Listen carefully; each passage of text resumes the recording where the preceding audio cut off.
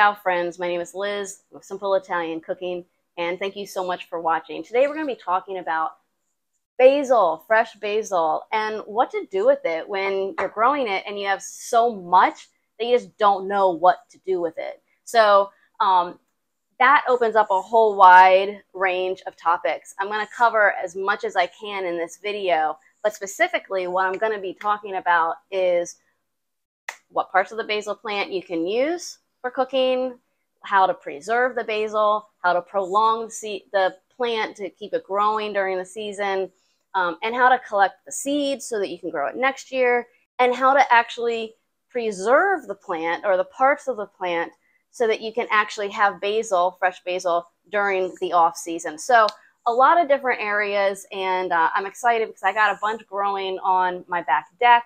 So let's go ahead, and I'd like to move out there so that I can actually talk about this amazing herb. Okay, so I have a bunch of basil growing here, and I know I'm not going to use all this in my cooking, right?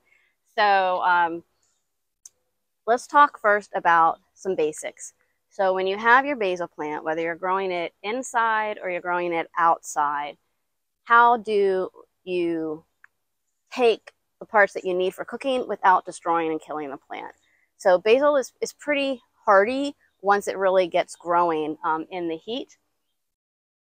When I come out and grab it, depending on how much, if I just need a few, I just snip off the leaves right here, okay? Now, you can see that it has a very bendable stalk here, okay? And, go away. And I can go ahead and what I do is I use a scissors. I don't want to harm the plant. If I'm trying to do it with my fingers, it's going to just cause too much stress on the plant, especially if it's in the heat. So I just use a clean scissors and I cut it, and I can take the whole thing in and I can put it into a little jar just to keep it there to keep the leaves fresh until I need them. So that's really it. Now, do you use this for the cooking? Don't. Because it's just, you want the flavor that's in the leaves. That's where the oils are, and that's where that's what you're going to use, chop up, roll, whatever, slice, cook down in the sauce. These are the parts. So, you know, what I've done with making a sauce before, when it's been a big pot, I'll just take a stem like this and I'll just throw the whole thing in there if it's just for flavoring, and then I can remove it later. Not a big deal. Or just grab a bunch of the leaves and throw it in and then discard the actual stem. Another thing too is you might be thinking, well, why not just cut the whole plant and take it in, or the whole big stem? Because what you want more growth to come out of this, and the plant will continue growing. It will produce more shoots going off to the side at these different areas. And if you really study it while you grow it, you'll see what I mean. So don't cut the whole plant at the bottom. Just take these offshoots. That's the part that if you're going to cut anything to take inside or to use in a jar or whatever, a jar of water, that's the part that you're going to want to use. So let's go. It's really hot out here. So let's go ahead and talk about prolonging. I want to talk about prolonging the growth, because I can see some things here, and now's a really good time to show you. So if you can see this, you have here a like a flower stalk that's starting to grow at the top of the basil.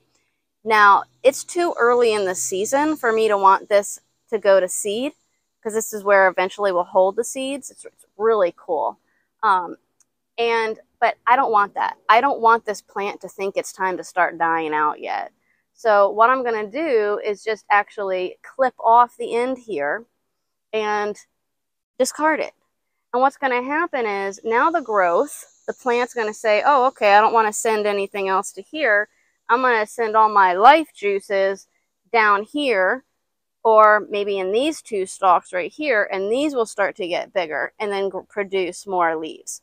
So that's how it works, and that's how one of the ways that I really prolong the growing season of the basil plant. The other way to prolong the season and the growth is to continue making sure that you're fertilizing the soil, because As the fertilizer and the nutrients get depleted from the soil, the plant's going to start thinking to itself, oh, it must be the end of season. I'm not getting fed as much. I'm going to go ahead and go to sleep and die out. So we don't want it thinking that.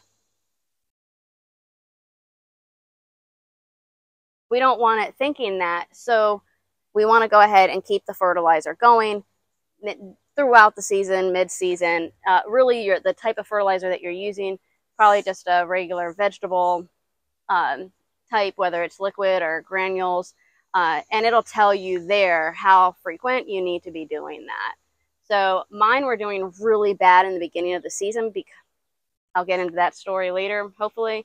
But once I added a bunch of fertilizer into the soil here, which I had not been taking care of, everything came to life. Everything turned like that beautiful basil green and just started growing like crazy. So very, very exciting.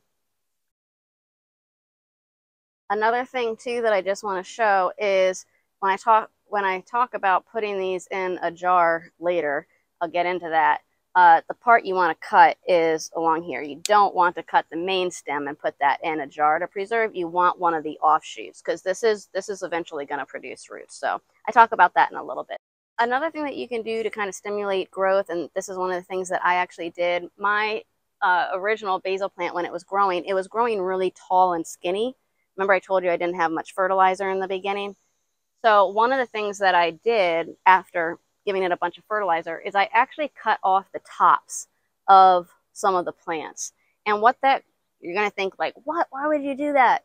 But it's okay, because the plant's still growing and it's going to just simply push out again more branches off to the side and get nice and bushy. So it's absolutely beautiful, and I did the right thing. And it's always, you always feel like, am I really going to kill, is that really going to help the plant? Am I going to stress it out? No. So another thing that I want to talk about is, how do you know when it's time to actually take the plant down? And you're going to notice, like, here's a perfect example of a basil plant that I have, one of the plants, and it is actually, it is really getting ready to go to seed, okay? It produces these white flowers, and what happens is these white flowers are eventually going to fall off as the plant nears its downward cycle. And it's going to, and you can see here, these had some white flowers. And inside, it creates these little pods. And inside the pods are where the actual seeds are going to form. And if you open it up, you're actually going to see that they are green seeds. But as they age and dry out, then it turns into the typical black seeds that you get at the store. So what you really want to do is, if you plan on keeping the seeds, let these last forever. Like, just let it go. Don't cut them down when they're like this. You want to leave a few of these for the end of the growing season. Okay, let it go into September. Let it go into October. It's totally fine. So you can see that here's one from last year that I had, and I just never got around to taking it down. And then I left the seeds on here, cut some off to keep for later, but decided to just let it go. And I found that the birds were actually coming and eating some of the seeds, especially the finches. So I said, well, I'm going to leave it up because I like watching the birds. But the funny thing is that fast forward to spring of this year, I had just totally forgotten about starting my seeds for the basil. And so I just figured it was too late in the season. Well, long and behold, that the seeds had dropped. A bunch of seeds had dropped, and that all these are from the seeds from this previous plant. So this basil is not a perennial, meaning it's not going to keep coming back and regrowing from the same roots every year, but it can reseed. That's why I like to collect. I think I got lucky. I really got lucky that I even have this here. I'm just so happy about it. But I'm not going to let that happen again. So I'm going to collect the seeds. I'm going to take them and save them. And I'm not going to dehydrate the seeds. You don't dehydrate the seeds. What you do is you just let them age naturally. Put them in a brown paper bag, keep it in a closet in a dry area that's not humid and just let it, in the dark. And over time, in a few months, you're going to actually see the seeds turn color, and you're just going to be able to drop them out. And I can do a whole video on that later. So flowers are a good thing, but if they're coming too early in the season, then you want to just cut them off and let them grow. You will get more. All of these are going to be flowers here.